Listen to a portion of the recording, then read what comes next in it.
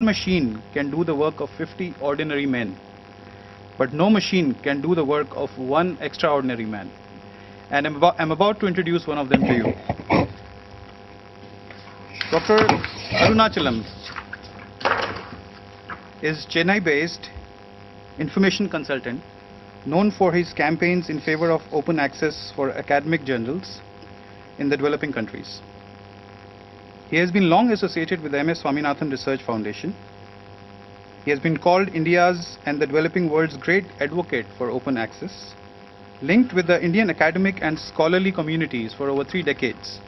He has held posts of editor of scientific journals such as the Indian Journal of Technology, Journal of Scientific and Industrial Research, Indian Journal of Chemistry, Proceedings of the Indian Academy of Sciences, and Pramana.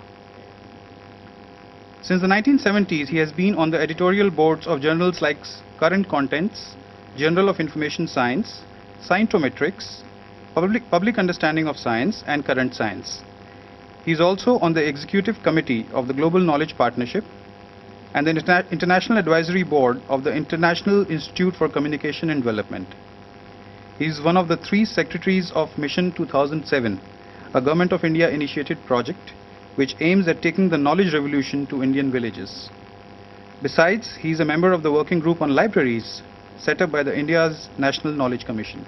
Over to you, sir. My title is a little provocative. Getting a mobile phone is almost like having a card to get out of poverty in a couple of years.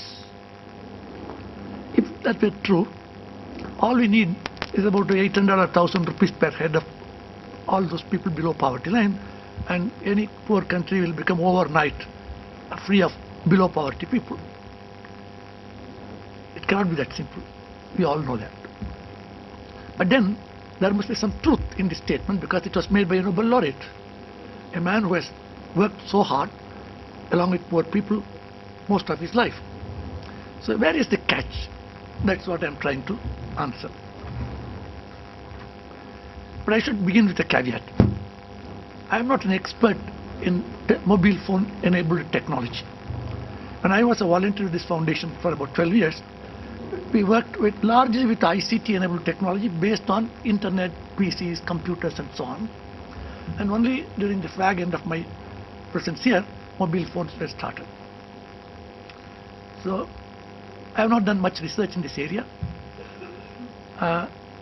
Therefore, what I am going to present today at this conference is largely based on the writings and research of others and not my own. So, I mean, as an academic, I must admit that it is it's largely borrowed. But then I make some sense out of what I borrow. Being an academic greatly helps. First, we will begin with a bit of history of the mobile technology. A quick run through of the history. We may be surprised to know that the basics of mobile technology was known as early as the 1940s and was actually used in taxis, by truckers, in police cars, emergency vehicles like ambulances and so on in the United States as early as 1940s, 60, 70 years ago. And then Motorola came up with the first generation mobile phones in 1983. It was based on analog technology, and it was almost a fixed unit in the bottom of a car or basis and things like that. Not really a handset. But the mobile phone that as we know it today, a handset that we all carry, came into being in 1990s. And it was using what is called the second generation of 2G technology. And it used digital, they were much smaller, used very small tiny batteries and highly energy efficient. And my friend Suchit keeps telling that 3G is already there and 4G is knocking at the doors and technologies keep advancing. Mobile phone started as a gadget of the rich people, rich and the famous. But how did they ever become a tool in the development arena? The answer to this question lies outside of technology. That's my key point. One of the first points I want to make is a large number of development aficionados believe that technology can do some miracles in development. The entire history of ICT-enabled development started with the premise that you can use modern technologies in your fight against poverty and in favor of poverty alleviation.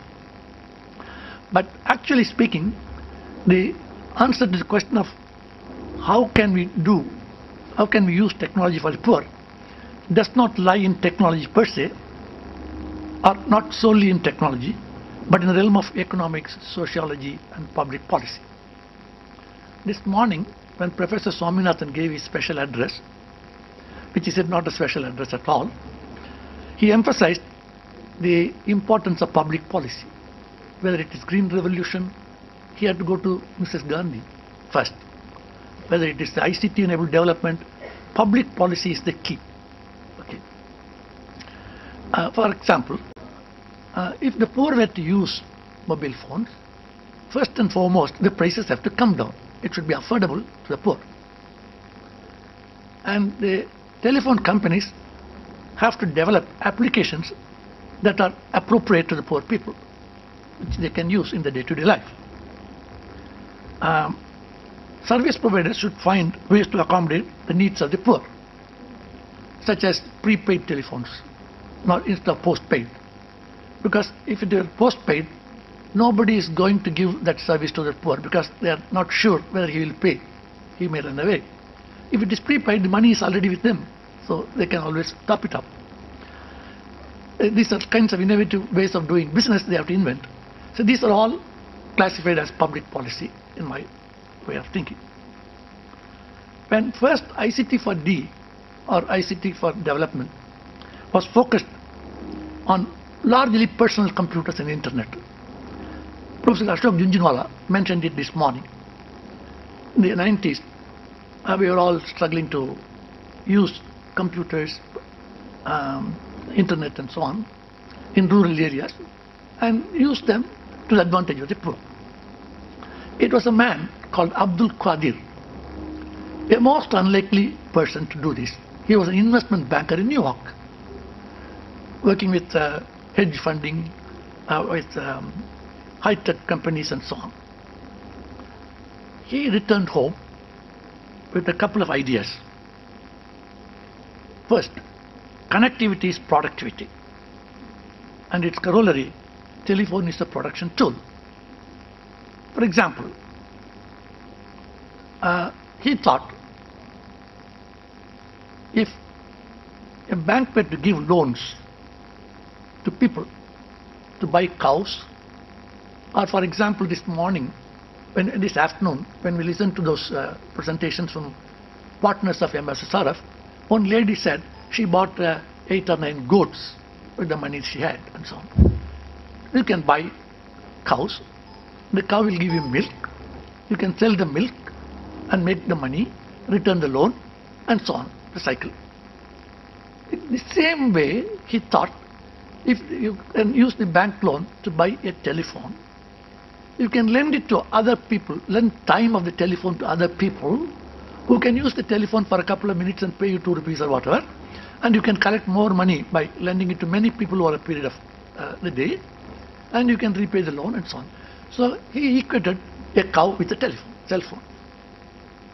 So he came up with this idea and returned to his hometown in Bangladesh. From New York to Bangladesh, a young investment banker came with the idea of using